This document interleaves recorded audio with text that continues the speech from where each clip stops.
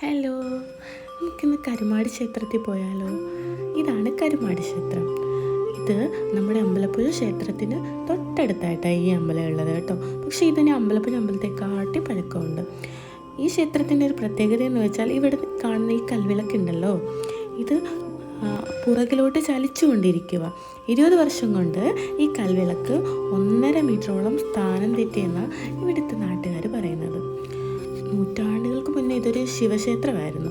പണ്ട് കാലത്തൊക്കെ ഈ വിദേശ ആക്രമണമൊക്കെ ഉണ്ടാകുന്ന സമയത്ത് ഇവിടെ ഒരു സ്വർണ്ണക്കൊടിമരം ഉണ്ടായിരുന്നു. അത് കൊള്ളയടിച്ച് പോകാതിരിക്കാൻ വേണ്ടിയിട്ട് ഈ കൽവിളക്കുള്ളെടുത്ത് കുഴിച്ചിട്ടെന്നാണ് പറയുന്നത്. അത് ആരും കാണാതിരിക്കാൻ വേണ്ടിയിട്ടാണ് ഈ കൽവിളക്ക് അവിടെ ഉണ്ടാക്കിയെന്നാണ് പറയുന്നത്. ഈ കൽവിളക്ക് ഇങ്ങനെ ചലിച്ചിട്ട് ഇങ്ങനെ അമ്പലത്തിന് പുറകിലൊരു യക്ഷിയമ്പലമുണ്ട്. അവിടെ എത്തുമ്പോൾ ഇങ്ങനെ ഈ കൽവിളക്ക് അതായത് പണ്ട് കുഴിച്ചിട്ട മറ്റേ സ്വർണ്ണക്കൊടിമരം ഇങ്ങനെ ഉയർന്നു വരുമെന്നിട്ടാണ് പറയുന്നത്. എന്ത് തന്നെ ആയാലും പക്ഷേ ഈ കൽവിളക്ക് ചലിക്കുന്നുണ്ടെന്നുള്ളത് ഉറപ്പ് തന്നെയാണ്. പണ്ടൊക്കെ ഞാനൊക്കെ കോളേജിൽ പോകുന്ന സമയത്തൊക്കെ നോക്കുമായിരുന്നു. അപ്പോൾ നമുക്കറിയാൻ പറ്റും കൽവിളക്ക് അന്ന് നിന്ന ദിശയിൽ നിന്ന് ഒരുപാട് മാറിയിട്ടുണ്ട്.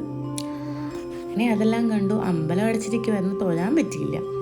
പിന്നെ ഞങ്ങൾ കരുമാടിക്കുട്ടനെ കാണാൻ പോയി. ആ അമ്പലത്തിന് തൊട്ട് ബാക്കിലായിട്ട് തന്നെയാണ് ഈ കരുമാടിക്കുട്ടൻ്റെ ഈ രൂപം, പ്രതിമ ഇതുള്ളത്. ഇത് നല്ലൊരു സ്പോട്ടാണ്. നമുക്ക് ഇരിക്കാനും കാറ്റ് കൊള്ളാനും. കുറേ തന്നെ കായലല്ലല്ലോ, തോട്, വരമ്പ്, പണ്ടൊക്കെ ഇങ്ങനെ കൃഷി ചെയ്യുന്ന സ്ഥലം, അതൊക്കെ ആയതുകൊണ്ട് അവിടെ നിന്ന് ഇങ്ങനെ നല്ല കാറ്റൊക്കെ വരും. നമുക്കിവിടെ ഇരിക്കാനും നല്ലതാണ്. ഈ കരുമാടിക്കുട്ടനെ കുറിച്ച് ഞാൻ വിശദമായിട്ട് പിന്നെ പറയാം.